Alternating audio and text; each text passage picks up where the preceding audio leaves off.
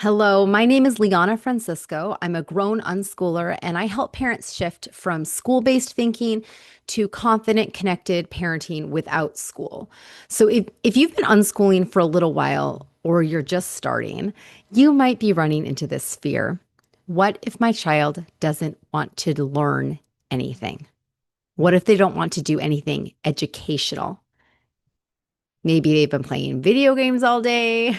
Maybe they just want to watch YouTube or draw or lay on the couch.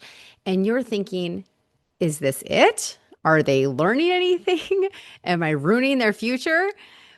If that's where you're at, I want you to take a deep breath. You're not failing. You're in the middle of a process. And this part is really important. So let's start with the word educational. Most of us are trained to believe that learning only counts if it looks like school. Books, worksheets, projects, subjects with names like math, history. But that's a very narrow definition of education.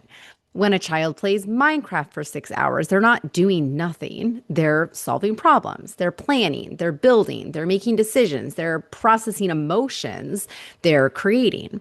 So the question isn't, is it educational? The question is my child engaged in their life? When a child is decompressing, especially after leaving school, they might seem uninterested in learning. Learning. That doesn't mean they're lazy. It means probably that they're healing. And think of it like this. If someone just left a super high stress job or got out of some sort of toxic environment, would you expect them to immediately start a new project? Or would you expect them to rest, recalibrate, um, figure out who they are when no one's telling them what to do? Unschooling requires a detox from external expectations.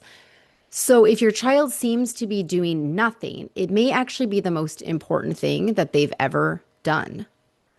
Your job as an unschooling parent is to do your own deschooling so that you aren't forcing your child to behave in a way and to live in a way that's just recreating school at home.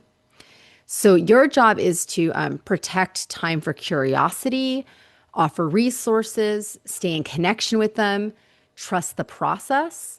And this might look like saying yes to their interests, even if you don't understand them, sitting beside them during their game or their show and asking questions, not to quiz them, but to connect with them, noticing what lights them up and gently feeding those interests. So the less you push, the more likely it is that natural curiosity will return. And when it does, it will be self-directed. It'll be powerful and rooted in who they are, not who someone else told them to be in order to be acceptable. So let me share something personal. When I was unschooling, I had whole stretches of time when I didn't do anything that would have looked educational, on paper. I wrote bad poetry. I watched TV. I rearranged my room. I played my guitar. I played basketball in the driveway. And yet that was my education. It taught me about story, about self-expression, about problem solving, and about what I cared about and who I wanted to be and how I wanted to live. That kind of self knowledge became the foundation for everything else I have built in my life. It didn't come from a curriculum, it came from time, space, and my family trusting and allowing for all those things to occur naturally. So, what should you look for if not traditional learning? Here are some signs that your child is learning, even if it doesn't look academic. They ask questions. They get deeply into one topic. They make connections. They create things. They teach you something. They reflect. They play. They rest with purpose. These are all signs of healthy learning life. So even boredom is a sign that something new is about to emerge if you give it enough space.